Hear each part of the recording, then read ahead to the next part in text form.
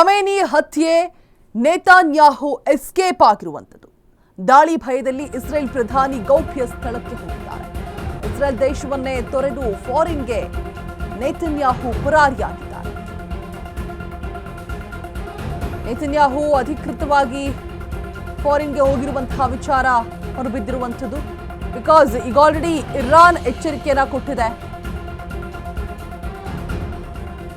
ಯಾವುದೇ ಕಾರಣಕ್ಕೂ ಪ್ರತಿಕಾರ ತೀರಿಸಿಕೊಳ್ಳದೆ ಬಿಡೋದಿಲ್ಲ, ನಮ್ಮ ನಾಯಕನನ್ನ ಕಳೆದುಕೊಂಡಿದ್ದೀವಿ ಅಂತ ಹೇಳ್ಬಿಟ್ಟು.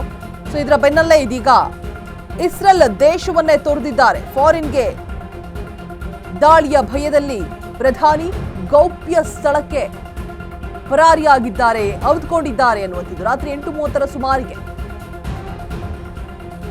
ನೇತಾನ್ಯಾಹು ಎಲ್ಲಿದ್ದಾರೆ? ಜರ್ಮನಿಗೆ ಯಾವುದೇ ಅಧಿಕೃತ ಪ್ರವಾಸ ಫಿಕ್ಸ್ ಆಗಿರಲಿಲ್ಲ. ನೇತಾನ್ಯಾಹು ಜರ್ಮನಿಗೆ ಹೋಗಿರಬಹುದು ಅಂತ ಹೇಳ್ಬಿಟ್ಟು ಅನುಮಾನ ಇದೆ ಅಷ್ಟೇ. ಇರಾನ್ ಗುಪ್ತಚರ ಪಡೆಗಳು ದಾರಿಯನ್ನ ತಪ್ಪಿಸೋದಕ್ಕೆ ಹೀಗೆ ಮಾಡ್ತಿದ್ದಾರಾ? ಇಸ್ರೇಲ್ನಲ್ಲೇ ಸೇಫ್ ಆಗಿದ್ದಾರಾ ಪ್ರಧಾನಿ ನೇತಾನ್ಯಾಹು? ಗೊತ್ತಿಲ್ಲ. ಅಲ್ಲಿರಬಹುದು, ಇಲ್ಲ ಜರ್ಮನಿಗೂ ಕೂಡ ಹೋಗಿರ್ಬೋದು. ಖಮೇನಿ ಹತ್ಯೆ ಬೆನ್ನಲ್ಲೇ ಇದೀಗ ಇಸ್ರೇಲ್ ಪ್ರಧಾನಿ ಪರಾರಿಯಾಗಿರುವಂಥದ್ದು. ಇಸ್ರೇಲ್ ದೇಶವನ್ನೇ ತೊರೆದು ಫಾರಿನ್ಗೆ ನೇತಾನ್ಯಾಹು ಹಾರಿದ್ದಾರಾ ಅನ್ನುವಂಥ ಅನುಮಾನಗಳಿದೆ ಅಷ್ಟೇ. ಇಸ್ರೇಲ್ ತೀರದಲ್ಲಿ 4 ಗಂಟೆ ಗಾಳಿಯಲ್ಲಿಟ್ಟು wing drive. Israel wing of Zion ವಿಮಾನ ನವಟೀಮ್ ವಾಯುನೆಲೆಯಲ್ಲಿ ಟೇಕ್ ಆಫ್ ಆಗಿರುವಂತಹ ವಿಮಾನ ಇದು. ಬೋಯಿಂಗ್ 767-338 ಇರೋದು. ರಾತ್ರಿ 8:30 ಸುಮಾರಿಗೆ ಜರ್ಮನಿ ರಾಜಧಾನಿ ಬರ್ಲಿನ್ನಲ್ಲಿ ಲ್ಯಾಂಡಿಂಗ್ ಆಗಿದೆ. ಅಸಲಿಗೆ ಈ ವಿಮಾನದಲ್ಲಿ ನೇತಾನ್ಯಾಹು ಇದಾರಾ ಇಲ್ವಾ ಅನ್ನುವಂತಹ ಅನುಮಾನ, ಕನ್ಫ್ಯೂಷನ್ಸ್. ಇಸ್ರೇಲ್ನಲ್ಲೇ ಸೇಫ್ ಆಗಿರಬಹುದು ಅಥವಾ ಇರಾನ್ನ ದಾರಿ ತಪ್ಪಿಸೋದಕ್ಕೆ ಜರ್ಮನಿಗೆ ಹೋಗಿದ್ದಾರೆ ಅಂತ ಸೃಷ್ಟಿ ಕೂಡ ಮಾಡ್ತಿರಬಹುದು, ಗೊತ್ತಿಲ್ಲ.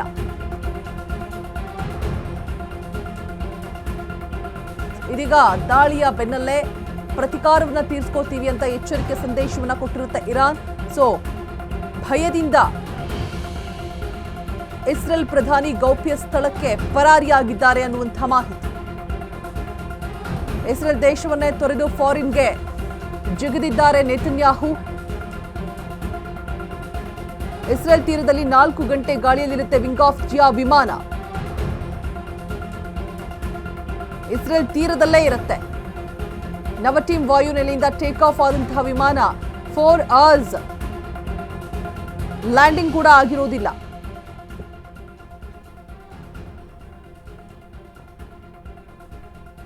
ದಾಳಿಯ ಭಯದಲ್ಲಿ ಇದೀಗ ಇಸ್ರೇಲ್ ಪ್ರಧಾನಿ ಗೌಪ್ಯ ಸ್ಥಳಕ್ಕೆ ಹೋಗಿರುವಂಥದ್ದು. ಜರ್ಮನಿಗೆ ಹಾರಿದಾರಾ ಅಥವಾ ಇಸ್ರೇಲ್ನಲ್ಲೇ ಇದ್ದಾರಾ ಗೊತ್ತಿಲ್ಲ. ಟೇಕ್ ಆಫ್ ಆಗದೆ ನವಟೀಮ್ ವಾಯುನೆಲೆಯಿಂದ 4 hours ಅಲ್ಲೇ ಇರುತ್ತೆ. ಅದಾದ್ಮೇಲೆ ಟೇಕ್ ಆಫ್ ಆಗುತ್ತೆ.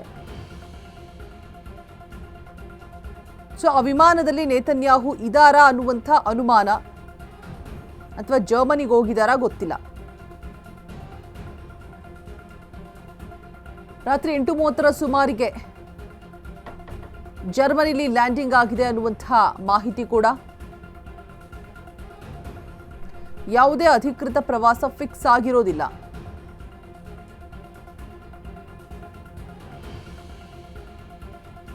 ಇರಾನ್ ಗುಪ್ತಚರ ಪಡೆಗಳ ದಾರಿ ತಪ್ಪಿಸೋದಕ್ಕೂ ಕೂಡ ಹೀಗೆ ಮಾಡಲಾಗಿದೆಯಾ ಅನ್ನುವಂಥ ಅನುಮಾನ ಇದೆ. ಗೊತ್ತಿಲ್ಲ ಏನಾಗಿದೆ ಅಂತ ಹೇಳ್ಬಿಟ್ಟು. ಇಸ್ರೇಲ್ನಲ್ಲೇ ಸೇಫ್ ಆಗಿದ್ದಾರಾ ಅಂತ ಕೂಡ ಅನುಮಾನ ಇದೆ. ಫೈನಲಿ ದಾಳಿಯ ಭಯದಲ್ಲಿ ಇಸ್ರಾನ್ ಪ್ರಧಾನಿ ಇರುವಂಥದ್ದು.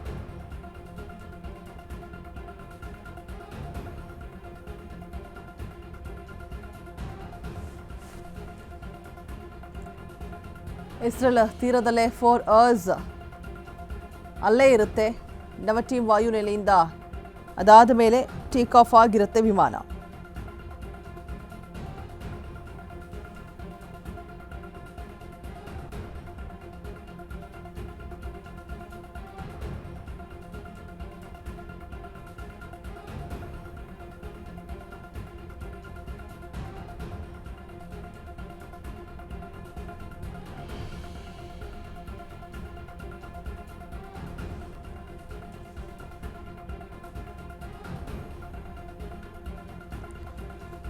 ಇರಾನ್ ವಿರುದ್ಧ ಕ್ಷಿಪಣಿ ದಾಳಿಯ ನಂತರ ಪ್ರಧಾನಿ ನೇತನ್ಯಾಹು ಫಸ್ಟ್ ರಿಯಾಕ್ಷನ್ ಕೂಡ ಕೊಟ್ಟಿರ್ತಾರೆ. ಇದೀಗ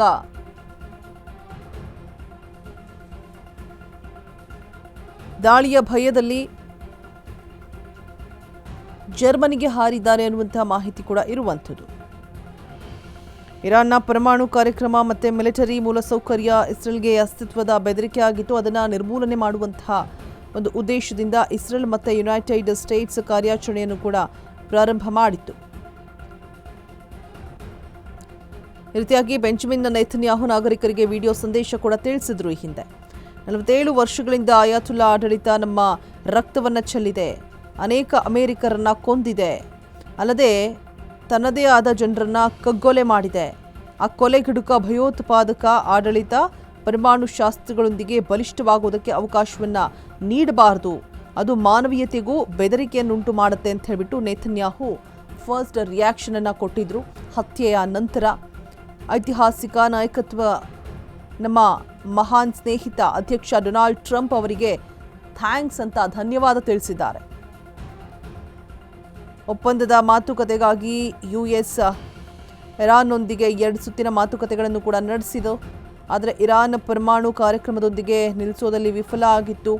ಯುಎಸ್ ಜೊತೆಗಿನ ನಮ್ಮ ಜಂಟಿ ಕಾರ್ಯಾಚರಣೆಯಿಂದಾಗಿ ಕೆಚ್ಚೆದೆಯ ಇರಾನ್ನ ಜನರು ತಮ್ಮ ಹಣೆಬರಹವನ್ನು ತಮ್ಮ ಕೈಗೆ ತೆಗೆದುಕೊಳ್ಳುವಂತಹ ಪರಿಸ್ಥಿತಿಯನ್ನು ಸೃಷ್ಟಿ ಮಾಡಿದೆ ಅಂತ ಹೇಳಿದ್ದಾರೆ.